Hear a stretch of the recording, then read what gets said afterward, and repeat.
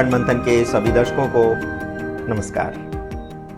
मैं हूं शेखर त्रिपाठी और आप देख रहे हैं अपना प्रिय चैनल अखंड मंथन। जैसा कि हम इस वेब सीरीज के माध्यम से आपको ये समझाने का प्रयास कर रहे हैं कि आखिर धरती पर प्रलय कब और कैसे आया था। आज के विशेष अंक में हम आपको बहुत दूर की बात नहीं बल्कि 2025 में होने वाले संभावित प्रलय को लेकर सूचना देने जा रहे हैं। जी हां, वैज्ञानिकों के एक अध्ययन के अनुसार 2024 से लेकर 2025 तक के मध्य पृथ्वी पर बहुत बड़ी तबाही मचाने वाले सौर तूफान आ सकते हैं। सूर्य अगले 2 साल में यानी 2025 में अपने वर्तमान सोलर चक्र के 11वें वर्ष में पहुंच जाएगा, जिसके बाद से पृथ्वी पर सौर अधिकतम की घटना हो सकती है।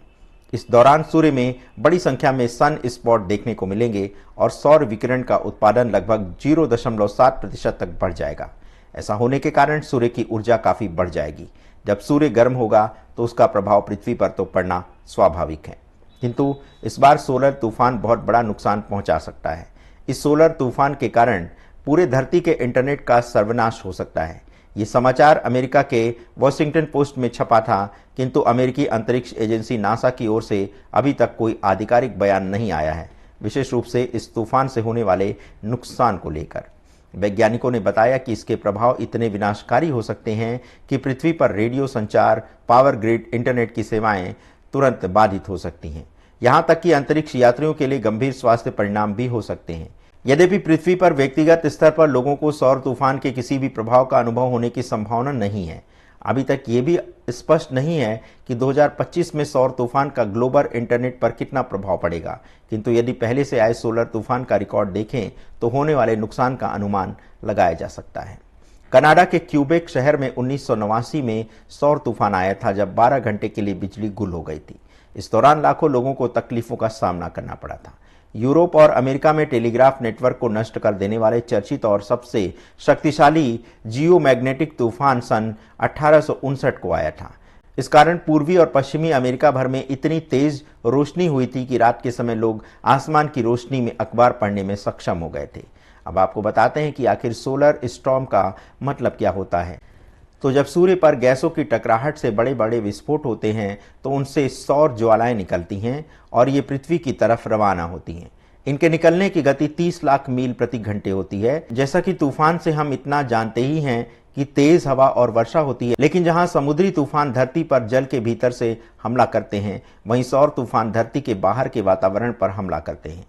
सौर तूफान का सीधा जुड़ाव सौरमंडल और सीधे सूर्य से है। वास्तव में ये सूर्य पर उठने वाली विकराल ज्वालाओं का समूह है जो सूर्य के भीतर गैसों के प्रभाव से होने वाले विस्फोट को पैदा करता है। ये विस्फोट कई परमाणु बम के बराबर शक्तिशाली हो सकते हैं। जब सूर्य के भीतर गैसों की टकराहट से विस्फोट होते हैं तो उनसे सौर ज्वालाएं निकलती हैं और ये पृथ्वी की ओर रवाना होती है। इनकी गति 30 लाख मील प्रति घंटे होती है। सूर्य से निकलने वाली ज्वालाओं, जिसे कोरोनल मास इजेक्शन भी कहते हैं, तो इसमें सौर ज्वालाओं से आवेशित कणों की विशाल धाराएं होती हैं।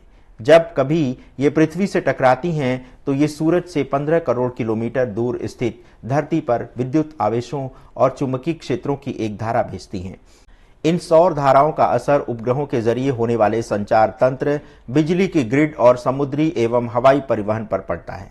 फरवरी 2011 में चीन में शक्तिशाली सौर ज्वालाओं के कारण पूरे देश में रेडियो संचार बाधित हो गया था।